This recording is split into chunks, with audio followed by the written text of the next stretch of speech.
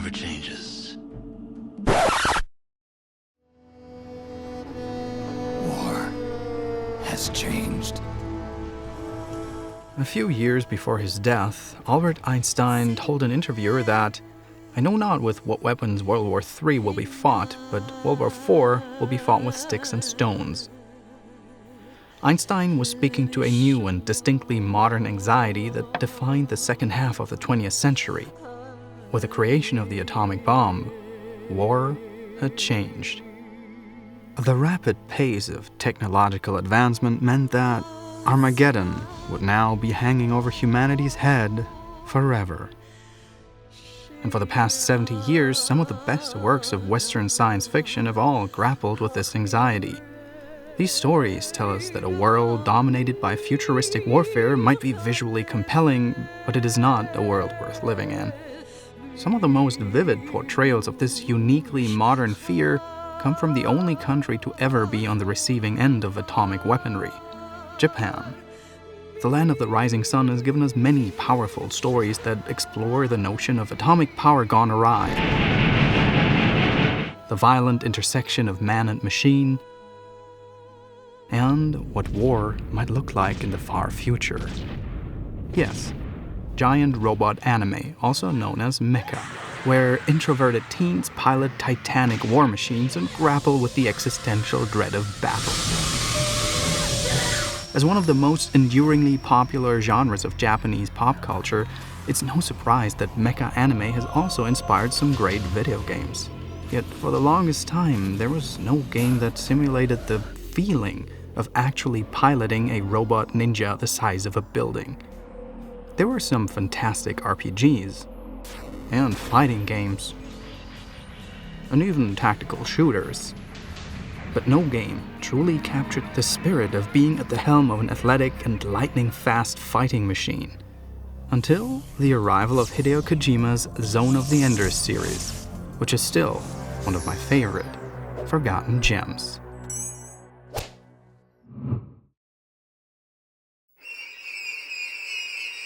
The first Zone of the Enders was released by Konami for the PlayStation 2 in 2001.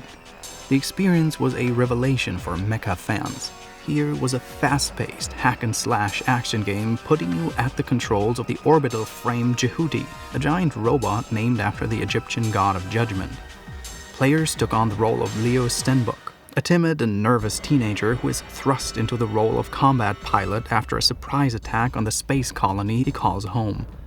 If this sounds familiar, it's because this story is a self-conscious homage to many mecha-anime series that followed similar plot lines. These themes are also the calling card of Metal Gear maestro Hideo Kojima, who led the production for Zone of the Enders. There's political and military intrigue, super weapons gone awry, ponderous philosophizing about the nature of humanity, and giant robots. It's a tale of galactic warfare between the wealthy Earthlings and the spacefaring Enders, who rebel against their colonial masters on Earth. And right in the middle of this conflict are the powerful orbital frames Jehuti and Anubis, who have the potential to upset the balance of power and tip the scales of the conflict. The design and development for Zone of the Enders was staffed by many of the same people who had previously worked with Kojima on titles like Snatcher, Policenauts, and Metal Gear Solid. You might even say that Zone of the Enders was one of the first Kojima Productions games, well before Koji Pro was officially established in 2005. The mechanical designs by Yoji Shinkawa in particular bear a strong resemblance to his work on the Metal Gear Solid series. But the first Zoe game was ultimately something of a mixed bag, and far from perfect. The fast-paced combat was fun and engaging, but quickly became repetitive, with little in the way of mission variety. The robots themselves were high detail and exquisitely modeled, especially considering the PS2's limited hardware, but the environments and background objects were crude at best. And the voice acting and localization were not great. Now, what will you do? Will you escape all by yourself, or will you punch me out to save your friends? Europeans and North Americans might even be more familiar with the bonus extra that was included in their version of the first Zoe, rather than the game itself, a demo of Metal Gear Solid 2. Yeah, MGS2 was so hotly anticipated at the time, it became something of a running joke that no one who bought the first Zone of the Enders actually played it because they were only interested in the demo. The first Zone of the Enders was a moderate success, but no one really expected to see a sequel. Director Noriaki Okamura even told IGN at the time there were no plans to release another game, but then Konami and Kojima surprised everyone with the announcement of a sequel less than a year before its release. Zone of the Enders: The Second Runner, or Anubis Zone of the Enders in Japan. Zoe 2 came out in early 2003, and it became this ultimate rarity in media, a sequel that is as good as, or even better than, the original work. It was conceived as a whole new approach to the format of the first game, so Kojima tapped a new director for the sequel, Shuyo Murata, one of the main writers of Metal Gear Solid 2. It's not an overstatement to say that Zone of the Enders 2 is an improvement over the original in every way. The graphics pushed the PS2 to the limits of its computational power. The gameplay was expanded to offer more tactical options, enemy types, and mission variety. The entire 3D camera system was revamped, and the musical arrangements are vastly more complex and dynamic, layering in and removing instrumentation as the battle escalates and subsides. I will make vernier control semi-automatic. The presentation is top-notch, even when compared to other titles from that era that ran on superior hardware. Instead of going for realism with standard polygonal graphics, the designers of Zoe 2 opted for a semi-cel-shaded look, giving the game a distinctly anime aesthetic that makes the over-the-top action feel all the more engaging. This cel shading is combined with a dazzling number of particle effects, an impressive performance for the humble PS2. It gives battles a kinetic and almost kaleidoscopic feel, a larger-than-life experience that leaps out from the TV screen. The first game's CGI cutscenes were similarly replaced with animated sequences that look like they're straight out of an early 2000s Mecha-Anime. The game's reworked combat and camera systems allow for far more dynamic gameplay. Where the previous game only allowed for one-on-one battles, Zoe 2 sees the player taking on dozens of foes at once in a series of set-piece brawls across the surface of Mars. This new game engine allows for some memorable encounters and boss fights, each of them worthy on their own of being the game's highlight moment. Enemy fleet, 5 in total. They're trying to attack the Levs on the ground. Each set-piece battle builds on the last, from a fight atop a speeding bullet train to a showdown with an armada of battle cruisers, Watch out for the battleship's main cannon. to a clash with an epic war machine the size of a small moon. One of the climactic moments of the game sees Jehudi leading an army of mechs in an all-out assault on an enemy base, all rendered in real time. The game also gives you a hefty arsenal to face down these obstacles. In addition to standard melee, shooting, grappling, and dashing attacks, Jehudi also collects an army of sub-weapons that greatly expand the tactical options available to the player. And as you master Jehudi's arsenal, you also become more and more powerful through the game's RPG-like progression system.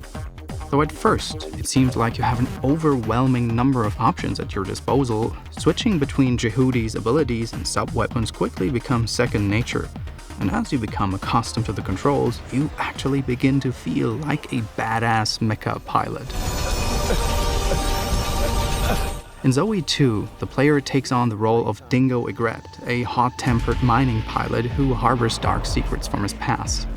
After discovering Jehudi hidden away beneath the permafrost of Callisto while on a mining expedition, he's thrust into the middle of the Martian war for independence and becomes the only thing standing between the galaxy and certain destruction.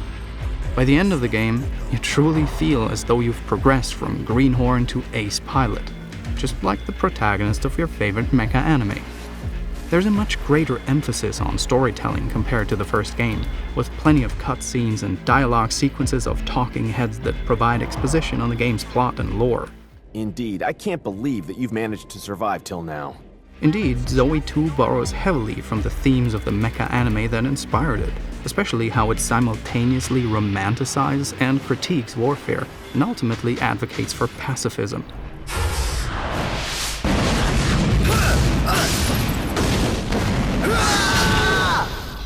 There's also the familiar anime trope that super-powered mechs are beyond the reckoning of normal humans, that piloting one is a Faustian bargain that will ultimately shatter your body and mind.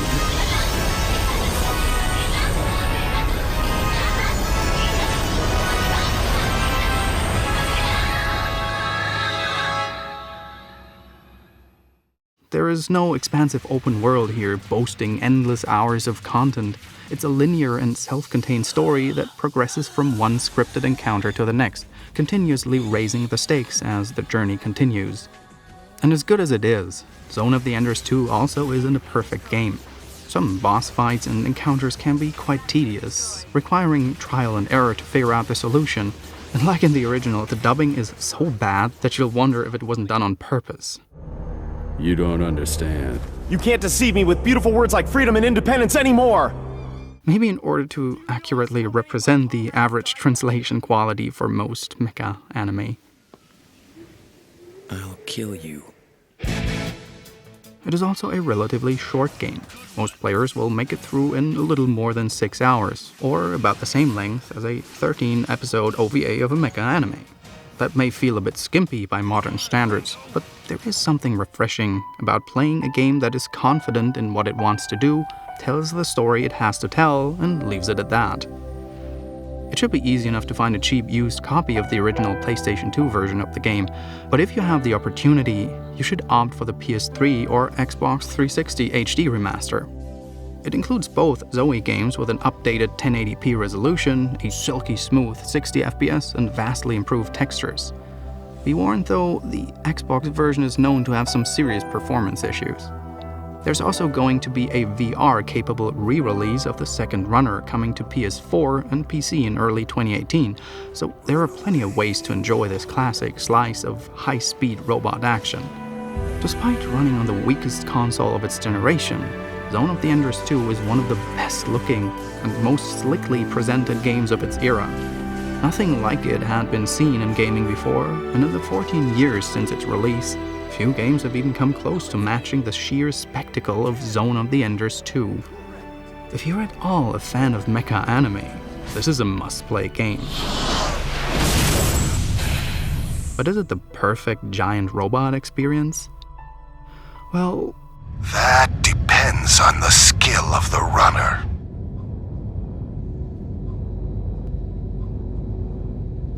Thank you guys for watching. I hope you enjoyed this little excursion into video game Oblivion. As always, if you're thinking of a game that you believe deserves to be covered as a forgotten gem, feel free to give me your suggestion in the comment section and simply add #GemSuggestion. If you enjoy this series and the videos on my channel in general, please consider supporting my work with $1 or $2 on Patreon. It is the backbone that keeps this channel going.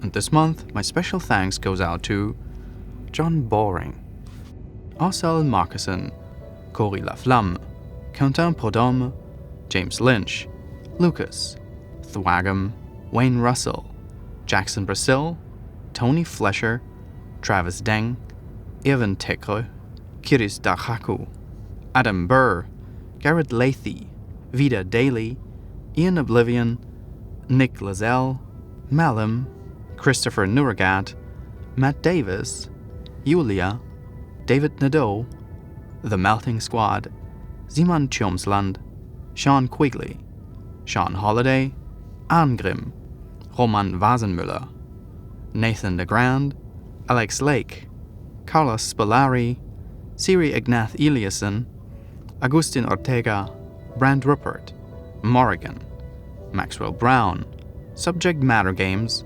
Max Herbert, Noelani Telemoni, Broseph Jones, David Zelenak, Karl Jura, Martin Schmidt, Konrad Kurze, Austin Berry, Brian Vieira, Adam Cross, Matthew Daly, Sonny Mellard, Murat Casardis, Michael Spina IV, Travis Leneve, Struggler, Jordan Farrell, Dennis Pfefferkorn, Mr. Bergadon, Matthias Fowler, Decim, Rational User, Philip Kirchner, Midorino, Chase Ladner, Pascal Fähling, Milan Vujnovic, Yasin Inat, Andrei Kriakushin, Sebastian Garcia, Jacob Woodward, Dmitry Pirag, Luke Johnson, Denis Sendel, Thiago Pereira dos Santos Silva, Carlos Vega, Marisa Martinez, Michelle Stoliker,